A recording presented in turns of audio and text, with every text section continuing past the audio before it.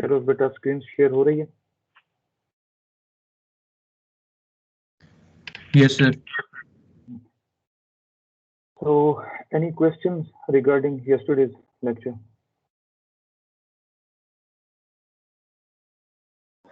Sir वो जो आपने लास्ट पे पोल और जीरो प्लॉट किया था वो दोबारा एक बार बता दीजिएगा। पोल और जीरो किस में? ऑल पास फिल्टर के कॉन्टेक्स्ट में? यस सर, वो जो एग्जांपल इसके बाद, बल्कि ये हाँ इसके बाद चलें शुरू करते हैं। Okay. Bismillahirrahmanirrahim. Yesterday we started with the new topic of all path systems, and as it is obvious from the definition of these systems that these are the systems with unit magnitude response or flat magnitude response. और किस तरह से हम ये all path systems बनाते हैं, तो basic first order system का जो बिल्डिंग ब्लॉक है वो आपके सामने है. This is the basic building block. उसका ट्रांसफर फंक्शन आपके सामने है, and this building block shows कि पोल जो है वो ए पे पड़ा हुआ है और जो आपका जीरो है that is located at 1/a conjugate. And इसका मतलब ये हुआ कि when pole and zero are placed at conjugate reciprocal location, this is called conjugate reciprocal of this A. ठीक है. सो कॉन्जुगेट रेसिप्रोकल लोकेशंस पे अगर मौजूद होंगे poles and zeros, in that case we will be having a flat magnitude response. So in this particular case we said that our pole is placed at A and our zero is placed as 1/a because we were talking about real poles and zeros, so that's why A conjugate is equal to A.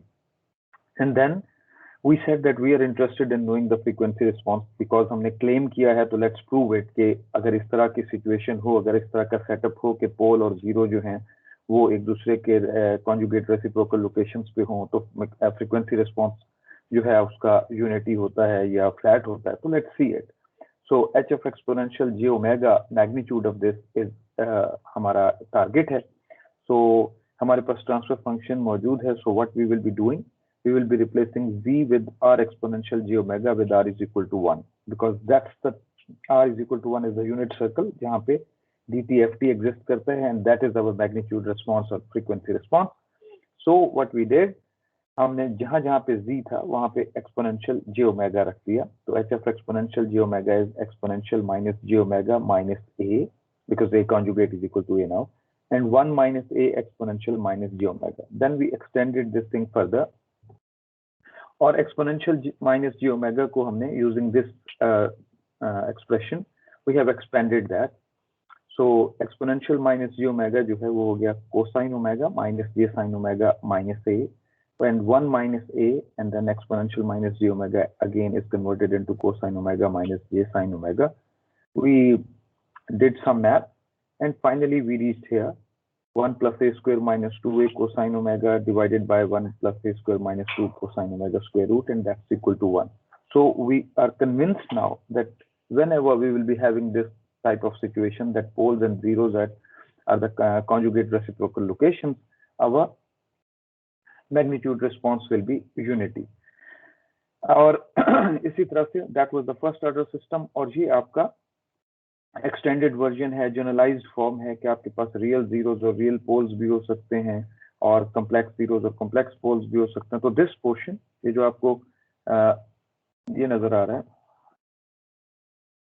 This is indicating that we have a real pole at z is equal to dk and we have a real zero at z is equal to 1 over dk. So that's a direct conversion of this portion.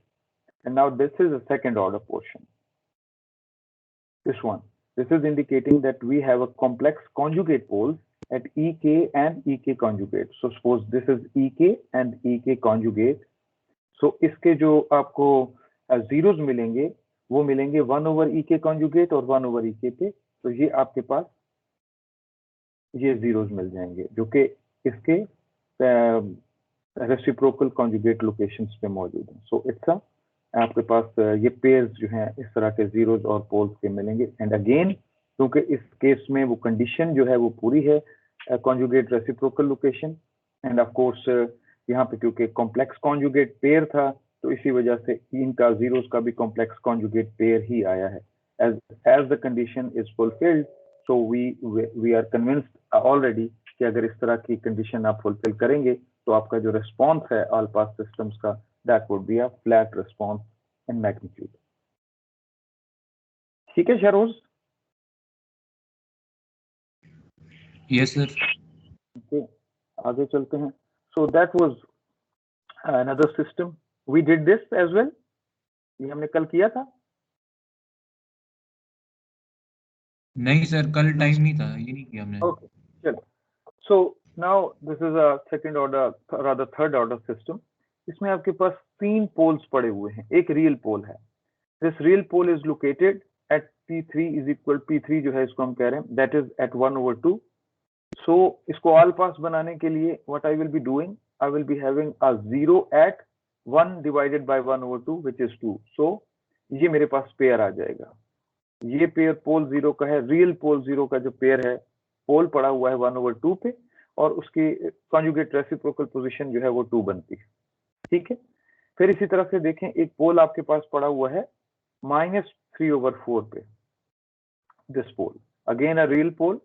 तो इसका जो conjugate reciprocal location होगी that would be because it's a real, so क्या हो जाएगा -4/3.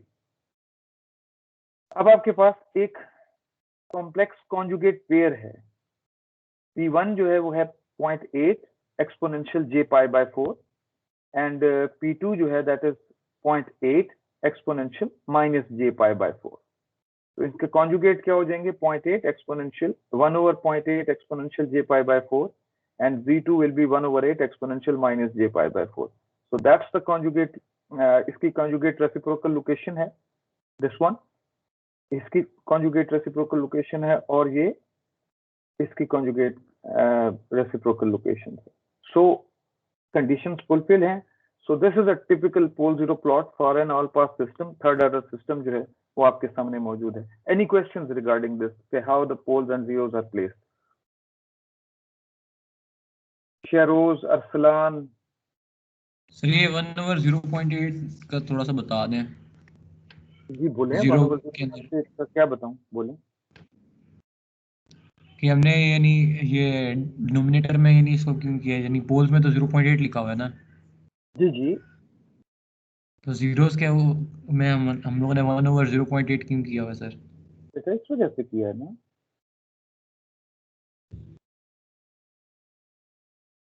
ये आपके सामने नजर आ रहा है. नजर आया ये? ये सर सही समझ. And 0 in 1/a conjugate. सही हो गया. Conjugate reciprocal location. यही तो बात रिपीट हो रही है ना बार बार कि किसी पर्टिकुलर लोकेशन पर अगर पोल पड़ा हुआ है तो 1/conjugate of that particular location that would be your 0. So that's the reason कि हम इसको कर रहे हैं 1/0.8 एक्सपोनेंशियल -j pi by 4. अगर डिनोमिनेटर में होता वो अब क्योंकि न्यूमरेटर में चला गया तो इसलिए उसको पॉजिटिव किया हुआ है. इनफैक्ट जो लोकेशन थी Z1 की वो थी 1/0.8 एक्सपोनेंशियल j pi by 4 और इसका कॉन्जुगेट था. सो क्या हो जाएगा 1/0.8 into exponential -j pi by 4. इसको हम यूं लिख सकते हैं it is 1/0.8 exponential j pi by 4. ये चीज लिखी हुई है. Yes sir. ठीक है जी जनाब. Any other question? कोई कंफ्यूजन हो? सीआर आए हुए हैं? उसामा?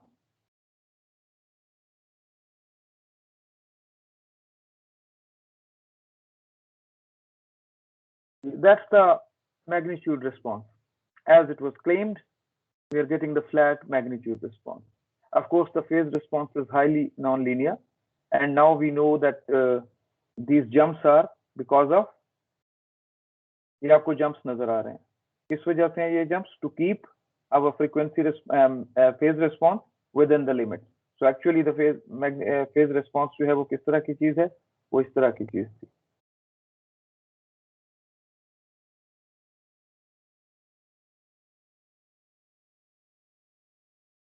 तो एक्चुअली ये फेज रिस्पॉन्स था, but in order to keep everything within the limits of -π and +π आपको ये जंप्स नजर आ रहे हैं। और इसका जो डेरिवेटिव है, negative of the derivative which is the group delay, that is plotted here. जी, any questions regarding all these responses which are shown? Sir ये एक्चुअली ये बात समझ नहीं आती, कल भी आपने थर्ड ऑर्डर एग्जांपल करवाई थी, उसमें भी एक प्रॉब्लम थी कि आप एंड पे आके ये एक्चुअली लाइन ड्रा करते थे रेड लाइन में डाउनवर्ड। जी, मुझे दोबारा बताइए, मुझे नहीं समझ आई आपकी बात। क्या चीज समझ में नहीं आ रही? सर ये जब आप फेज ड्रा कर रहे होते हैं फेज रिस्पांस में, जब आप एक्चुअली लाइन ड्रा करते हैं सर, कौन सी लाइन? ये जो रेड वाली।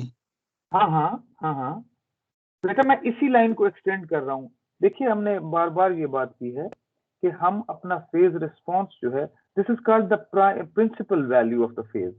देखिए, मैं अपनी वैल्यू को, ये जो चीज मुझे नजर आ रही है, दिस इज बिटवीन +π एंड -π, और इसी के बीच में मैंने रहना है।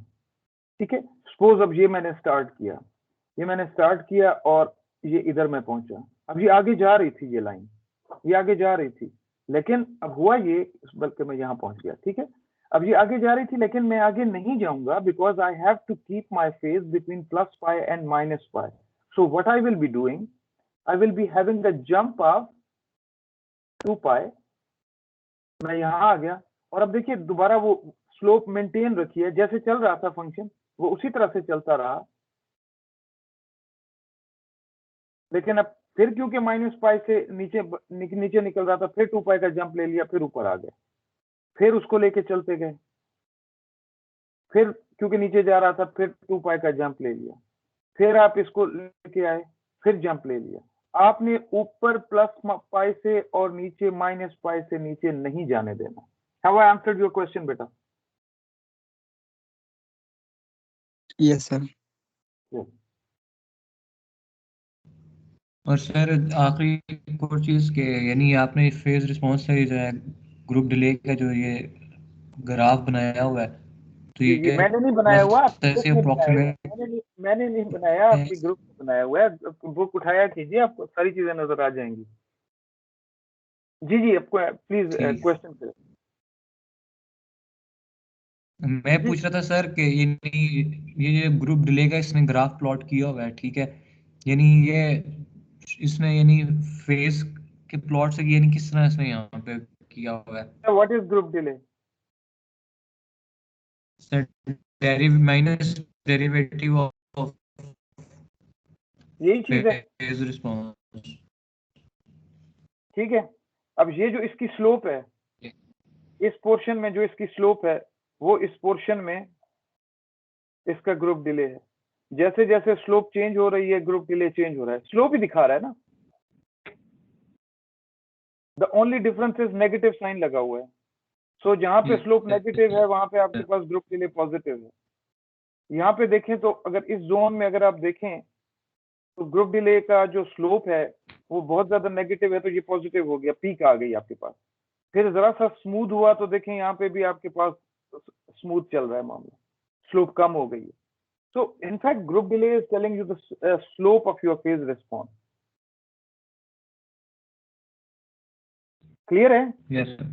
Different slopes चल रही है ना, Yes, नॉन लीनियर है। अगर तो ये लीनियर होता, अगर तो फेज रिस्पॉन्स लीनियर होता, तो ग्रुप डिले ने क्या होना था? ग्रुप डिले कांस्टेंट हो जाता, विच इज द रिक्वायरमेंट। लेकिन इस केस में मैग्नीट्यूड रिस्पॉन्स तो कांस्टेंट है, लेकिन फेज रिस्पॉन्स जो है ये कांस्टेंट नहीं है, नॉन लीनियर है।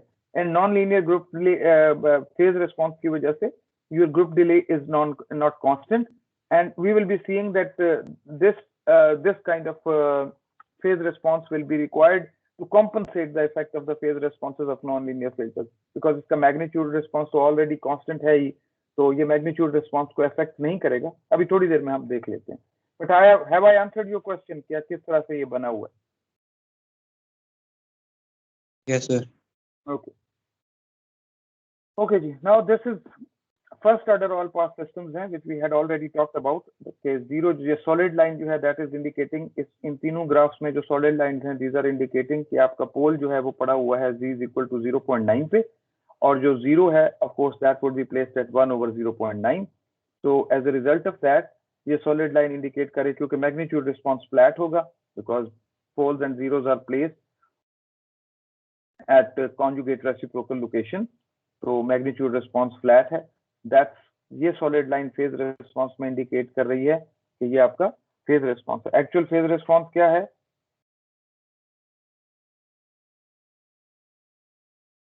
Actual phase response ये है.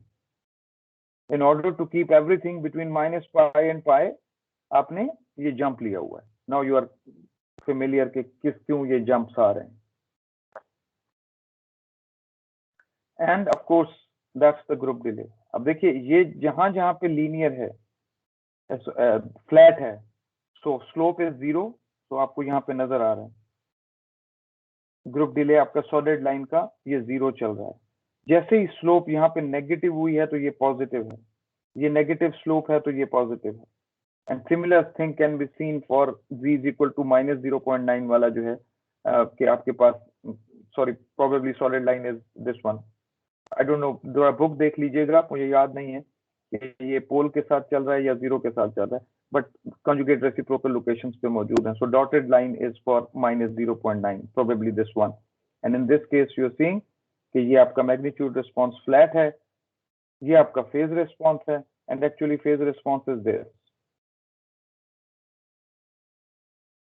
इधर भी आपका लीनियर है, कांस्टेंट है, इधर भी कांस्टेंट है. So as a result of that आपका फेज रिस्पांस ग्रुप डिले जो है वो इधर जो है आपका कांस्टेंट चल रहा है, और इस पर्टिकुलर लोकेशन में, इस जोन में, क्योंकि आपके पास एक नेगेटिव स्लोप है, so as a result of that you are getting positive group delay. Convinced? Yes, sir. Yes. Yes, sir. This is a second order all pass system, so 0.9 exponential plus minus j pi by 4 पे आपके poles पड़े हुए हैं. So as a result of that आपके zeros जो हैं वो कहाँ होंगे? Suppose p1 p2 जो हैं that is placed as 0.9 exponential plus minus j pi by 4. तो zeros जो हैं z1 z2 कह देते हैं, those will be 1/0.9 exponential plus minus j pi by 4 पे होंगे. एंगल्स वही रहे लेकिन मैग्नीट्यूड जो है वो 1/0.9 हो गया. So as a result of that आपके पास मैग्नीट्यूड रिस्पांस जो है वो फ्लैट है. This is your phase response and this is your group delay. Questions please.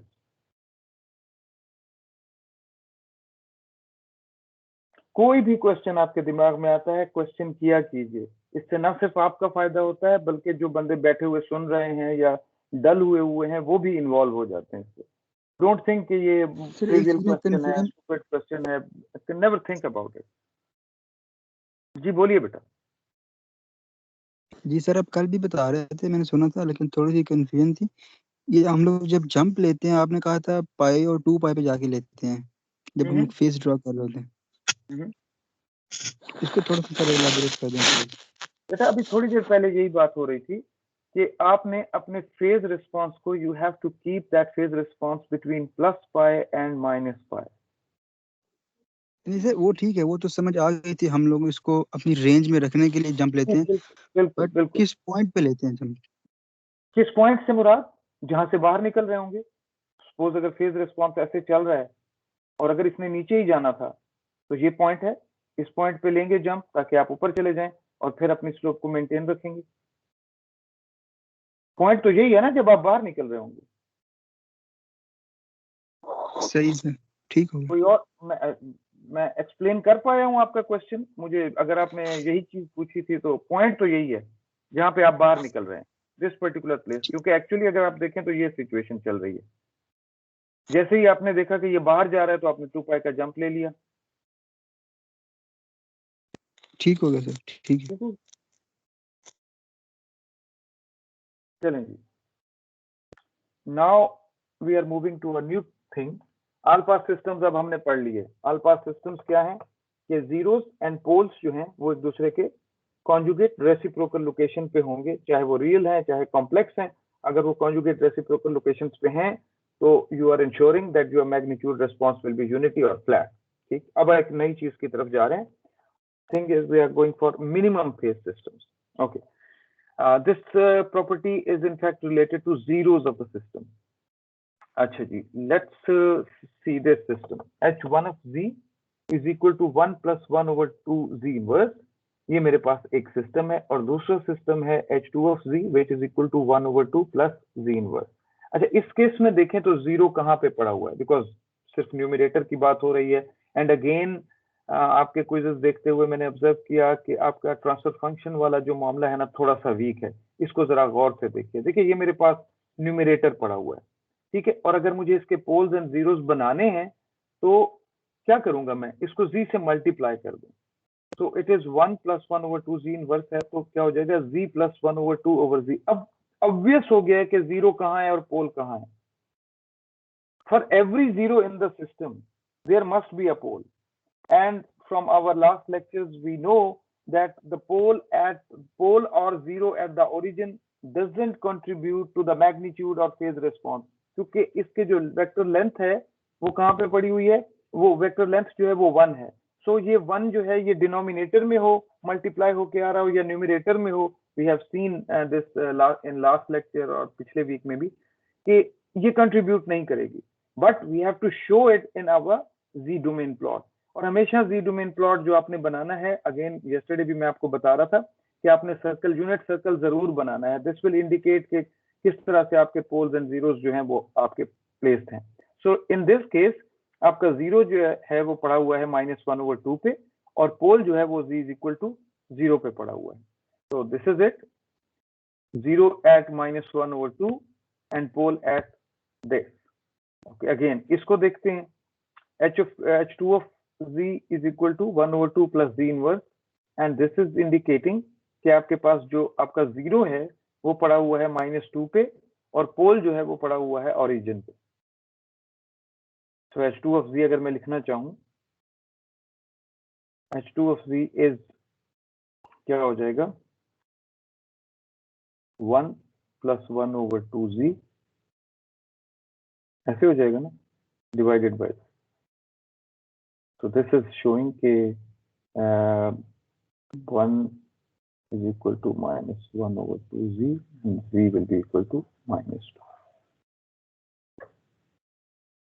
So हमेशा पोल्स एंड जीरोस को प्लॉट करने में आप z डोमेन में अगर आप चले जाएंगे, यानी z के पोलिनोमियल में या रूट्स में जाएंगे, तो वो आपको ज्यादा ऑब्वियस लोकेशन दिखाएगा एज कम्पेयर टू कि आप z इनवर्स में बैठे हुए, क्योंकि आपके पास कुछ पोल्स जो हैं वो मिसिंग हो जाते हैं। सपोज अगर ये सिचुएशन होती, it's not related to minimum phase systems, just आपको मैं ट्रांसफर फंक्शन के कॉन्टेक्स्ट में चैप्टर 3 और चैप्टर 5 के कॉन्टेक्स्ट में वैसे ही बता रहा हूँ कि अगर ये सिचुएशन होती 1 plus 1 over 2z minus 2, तो आप क्या करते हैं, it is z square plus 1 over 2 अब और divided by z square. So z is equal two plus minus 1 over 2 जो है ये यहाँ पे आपके पास पड़े हुए हैं आपके जीरोस, और पोल जो है आपके दिस इज 0, और पोल जो है आपका क्या है, सेकंड ऑर्डर 1 z जो है z12 इज इक्वल टू 0 पे आपके पास सेकंड ऑर्डर पोल पड़ा हुआ है। तो ये चीज जो है आपको यहाँ से नजर नहीं आती, एज ए स्टूडेंट आपको नजर नहीं आती। So that's why I am saying कि आप इस प्रोसेस में से जब गुजर के आएंगे तो आपको वो चीज नजर आना शुरू हो जाएगी और आप वो आइडेंटिफाई कर पाएंगे कि मेरा लोकेशन क्या है, because most of you have done certain mistakes regarding location of zeros and poles in your last quiz. ठीक होगी बात, चलें आगे। Yes sir. Okay, so what we did, यहाँ पे अगर आप गौर से देखें तो आपके पास सिस्टम 1 में आपके पास जीरो पड़ा हुआ है -1 over 2 पे, बिकॉज पोल तो ओरिजिन पे है, उनकी डिस्कशन करने की जरूरत नहीं है। यहाँ पे अगर आप देखें तो जीरो जो है वो -1 over 2 पे है and pole is placed at -2। So क्या कनेक्शन है इन दोनों के बीच में? कनेक्शन ये है कि we have reflected the zero on the reciprocal position या कॉन्जुगेट रेसिप्रोकल पोजीशन कह लीजिए। सो जब ये सिचुएशन होगी तो आपका मैग्नीट्यूड रिस्पॉन्स जो है वो चेंज नहीं होगा, फेज रिस्पॉन्स चेंज होगा. So we are claiming that magnitude response for both the systems are same, but the phase response are different. So what we did, if we reflect a 0 at z is equal to k, which is inside the unit circle, with a 0 at 1 over k, which is the reciprocal location outside the unit circle, the magnitude characteristics are unaltered, but the phase response changes.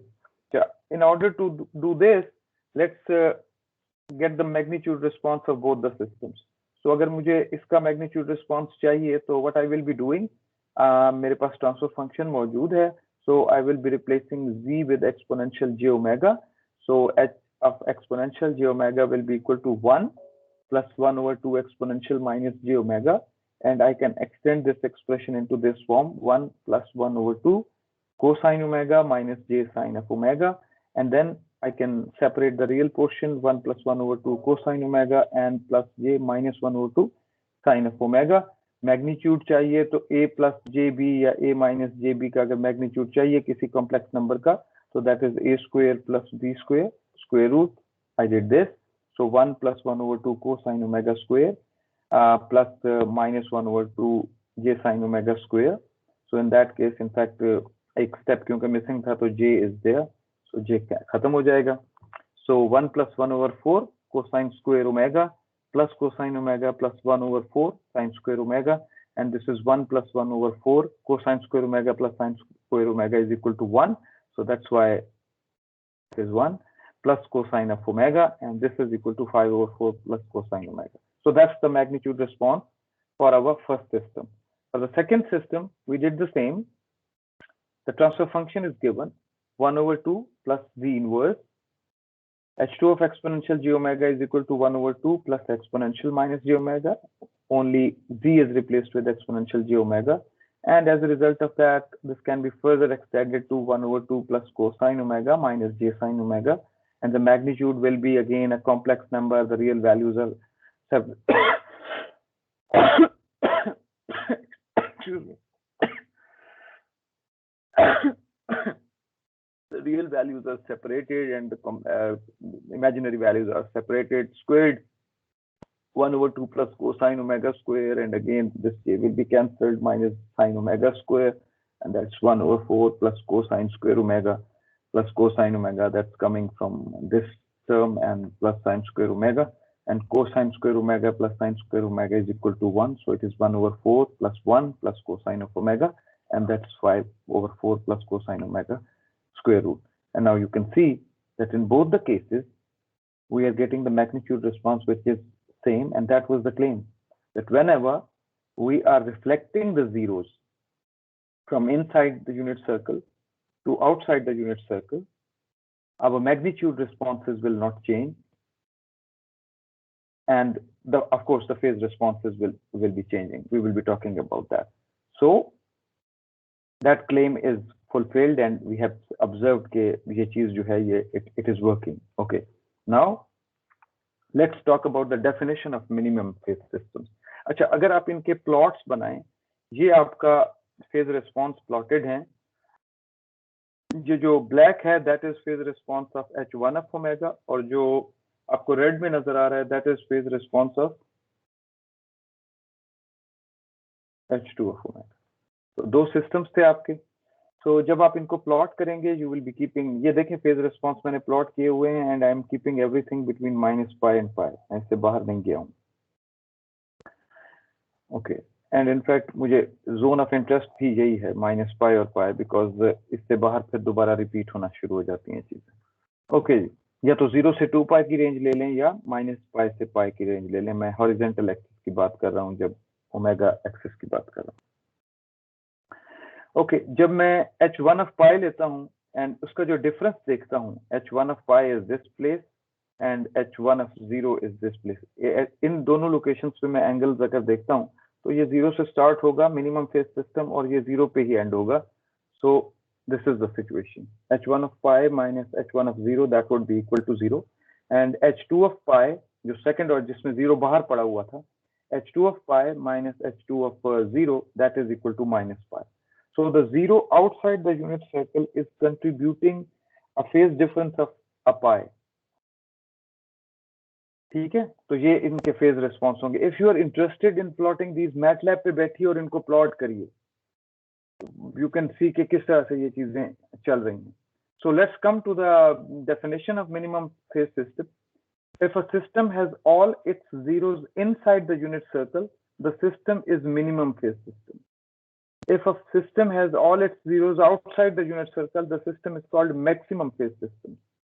And if a system or filter has m zeros, which has some of its zeros inside the unit circle and some of the zeros are outside the unit circle, then this is called a mixed phase system. अब आपके पास एक minimum phase system है, एक mix phase system है और एक maximum phase system है. तो इनके जीरोस की लोकेशन तो अंदर या बाहर हो सकती हैं. इन तमाम का फेज रिस्पांस डिफरेंट होगा, लेकिन इनका मैग्नीट्यूड रिस्पांस सबका सेम होगा. आई एम सेइंग सेम होगा, मैं ये नहीं कह रहा हूँ फ्लैट होगा. फ्लैट ऑल पास सिस्टम का रिस्पांस है. इन तमाम फिल्टर्स का या सिस्टम्स का रिस्पांस जो मैग्नीट्यूड रिस्पांस है that would B same, but the phase response will be different. तो आपके सामने ये एक एग्जांपल मौजूद है. देखिए यहाँ पे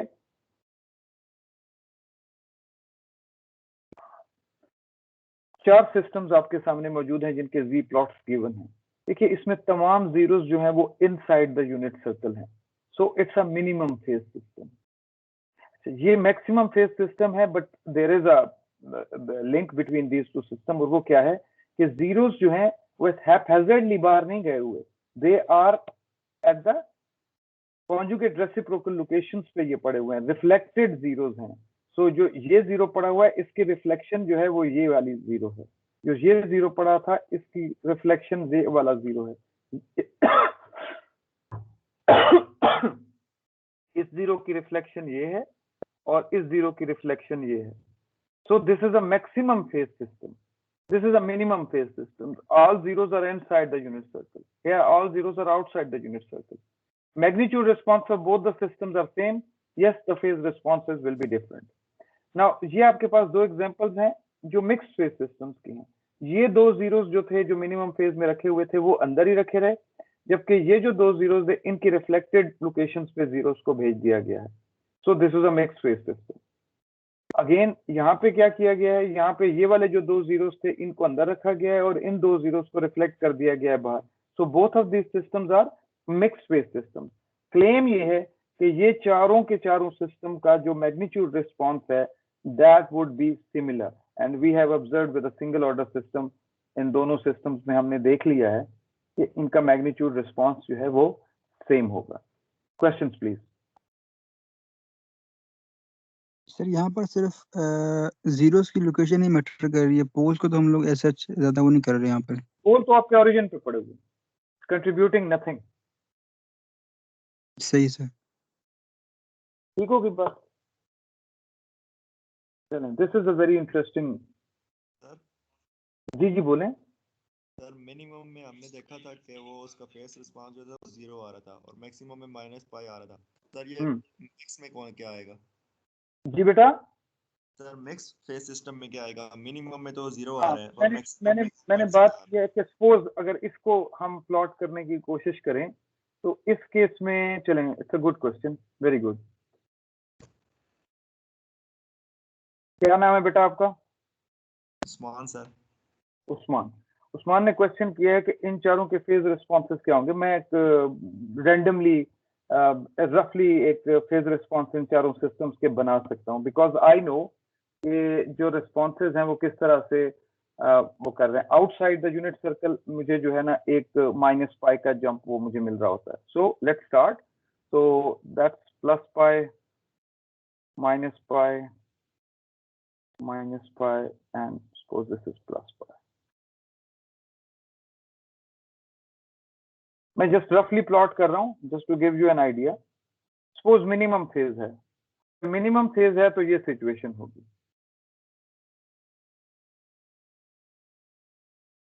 ये बल्कि इसको ज्यादा, क्योंकि 4 जीरोस हैं तो वो कंट्रीब्यूशन है वो ज्यादा होगी उसकी नेगेटिविटी की, लेकिन फिर वो वापस आएगा.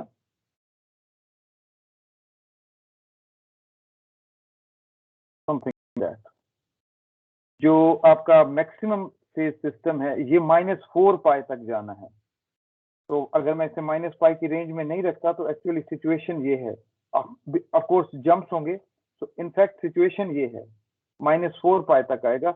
बट क्योंकि ये नीचे जा रहा है, आप इसको जंप में लेके जाएंगे, फिर आप नीचे आएंगे, ये 2 पाई हो जाएगा, और फिर आप इसको ऊपर लेके जाएंगे और फिर आप नीचे आएंगे, इस तरह की सिचुएशन होगी। लेकिन इनफैक्ट ये जो एक्चुअल इसकी कंट्रीब्यूशन है ये -4 पाई पे होगी, because these are the 4 zeros which are contributing by 4 zeros, -4 pi. Every zero is contributing 1 pi. इस केस में -2 पाई तक होगा। तो अगर मैं प्लॉट करूं तो ये -2 पाई, 2 zeros बाहर हैं, और इस केस में भी -2 पाई, और आप इसको जंप करवा के आप इसको ऊपर लेके जा सकते हैं और फिर ये यहां तक आ जाए। ठीक है, अंदाजा हुआ कुछ? Yes sir. ओके,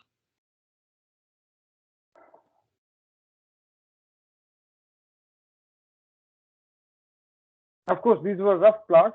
जब आप प्लॉट मैटलैब पे बैठ के करेंगे तो आपको ज्यादा विजुअलाइजेशन जो है इसकी हो जाएगी। Now let's move to another thing. Now you know about all pass systems, you know about minimum phase system. So let's do what's happening here. इसको मिटा देता हूं सो दैट के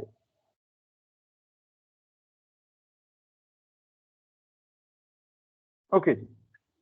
now the claim is that any system, कोई भी given system आपको हो जिसमें ट्रांसफर फंक्शन आपको गिवन है, any system can be decomposed into a cascade of minimum phase and all pass systems. आपको कोई सिस्टम दिया गया है, HFZ given है, तो you can split it, you can decompose it into two systems. One of them will be a minimum phase system and one of them will be an all pass system. So let's see कि क्या हो रहा है। So ये आपके पास एक system है H1 of Z, 1 plus 3 Z inverse over 1 plus 1 over 2 Z inverse. Zero कहाँ पे प्लेस्ड है? -3 पे। तो बेहतरीन तरीका क्या है जो अभी थोड़ी देर पहले बात हो रही थी, you convert it into this thing z+3 and z+1/2. so the zero is placed at -3 या न्यूमरेटर से, and the pole is placed at -1/2, which is written here. So let's make it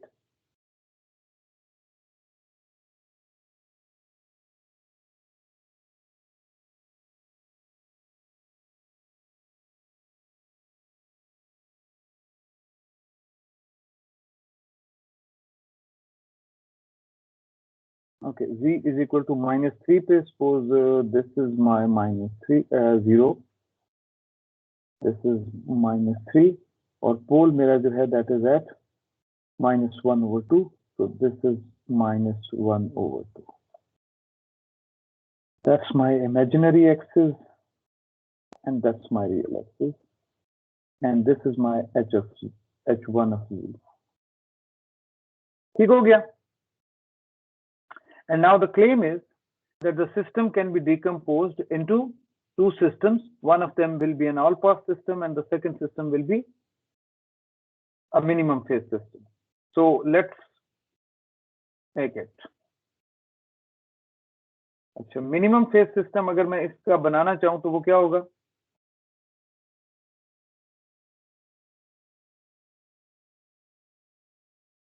इसी सिस्टम का अगर मुझे minimum phase system बनाना हो तो मैं क्या करूं? I will be reflecting this zero inside. That's it. The magnitude response will not change because we have already seen this. अगर मैं पोल को यहाँ पे ही रखूं, -1/2 पे रखूं और इस जीरो को -1/3 पे ले आऊं, तो क्या मेरा मैग्नीट्यूड रिस्पॉन्स चेंज होगा?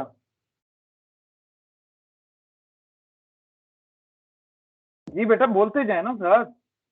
नो सर, नो सर, नहीं होगा ना, क्योंकि हम देख चुके हैं this is a kind of maximum phase system. आपका जीरो बाहर पड़ा हुआ है, आपने क्या किया है, आप -3 वाला जो जीरो था उसको रिफ्लेक्ट किया है, -1/3 पे ले आए हैं, and when the zero is inside the unit circle this is minimum phase system.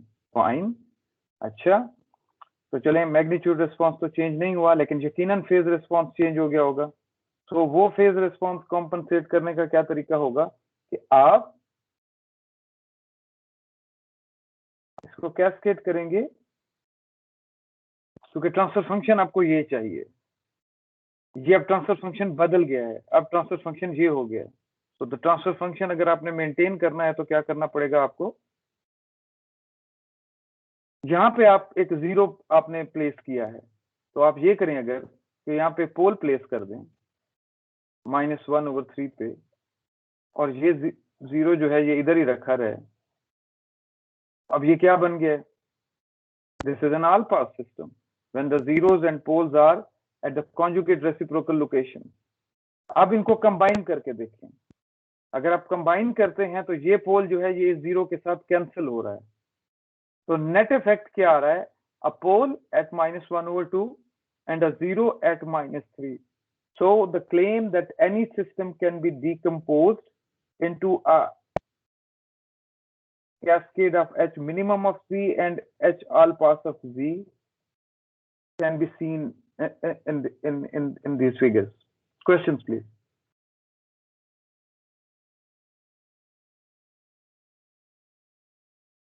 जी बेटा, any confusion about this concept? Sir ये जो हमने ऑल पास ट्रांसफर फंक्शन बनाया वो मेन ट्रांसफर फंक्शन से नहीं बनाएंगे? मुझे आपका मतलब समझ में, आपको ये कॉन्सेप्ट क्लियर हुआ है कि किस तरह से जीरोस एंड पोल्स प्लेस किए हुए हैं? अभी फिलहाल इसको छोड़ देना, अभी इसको छोड़ देना, ये जो स्केलिंग फैक्टर आया हुआ है इसको अभी छोड़ दें फिलहाल। वो गेन को कांस्टेंट रखने के लिए, इसकी गेन को बनाने के लिए वो उसने 3 का फैक्टर लगाया हुआ है, फिलहाल इसकी बात ना करें। फिलहाल हम देख रहे हैं कि ये मेरे पास एक ट्रांसफर फंक्शन था, इस ट्रांसफर फंक्शन से मैंने पोल्स एंड जीरोस की लोकेशन फाइंड आउट की, and now I'm going according to this claim that any system can be decomposed into 2 systems, with one of them will be minimum phase and the second one will be all pass filter. So minimum phase के लिए क्या होगा, ये 0 will be reflected inside. अब ये transfer function तो नहीं है ना एक्चुअली, हमारा ट्रांसफर फंक्शन तो ये है, हमने फाइनली तो इस चीज को टारगेट करना है, ये हमारी चीज है। बट वी आर क्लेमिंग कि मैं इसे 2 सिस्टम्स में स्प्लिट कर सकता हूँ। One of them is the minimum phase systems which is this, जिसमें जीरोस रिफ्लेक्ट हुआ है। अब आप अगर इसको देखें तो this is nothing but z + 1/3 divided by z + 1/2. So pole is placed at -1/2 and 0 is placed at -1/3. ये यहाँ से ही देख लिया कि रिफ्लेक्ट कर दिया उसको। और फिर अब ये 0, अब मेरा ट्रांसफर फंक्शन तो ये नहीं है, मेरा ट्रांसफर फंक्शन तो ये है, यहाँ पे एक नई चीज आ गई है, -1/3 पे 0 आ गया है। सो अब अगले लेवल पे गए तो इस 0 को कैंसल आउट करने के लिए हमने एक पोल बना दिया। अब ये कैंसल आउट हो जाएंगे जब कैस्केड होंगे, एंड क्योंकि ऑल पास बनाना था इसको, क्योंकि मैग्नीट्यूड रिस्पांस इन दोनों का इसके बराबर रखना था, इसका मैग्नीट्यूड रिस्पांस इसके बराबर था और इसका मैग्नीट्यूड रिस्पांस यूनिटी है, फ्लैट है। तो जब हम इन दोनों को कैस्केड करेंगे तो इन दोनों का जो मैग्नीट्यूड रिस्पांस है वो इसके मैग्नीट्यूड रिस्पांस के बराबर हो जाएगा।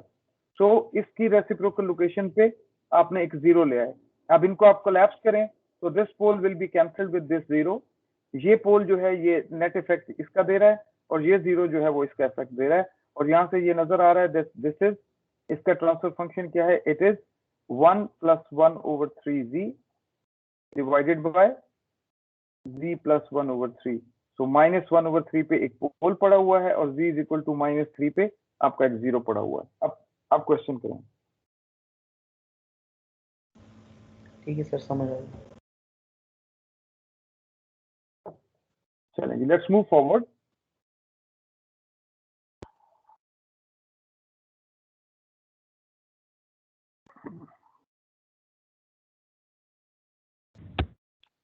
Okay, our system is given, and again according to the claim we have to split this system.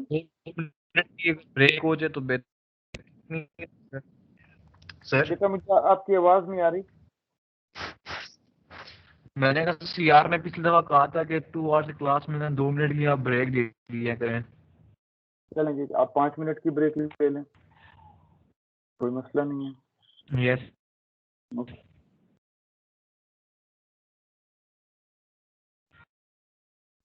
Sir.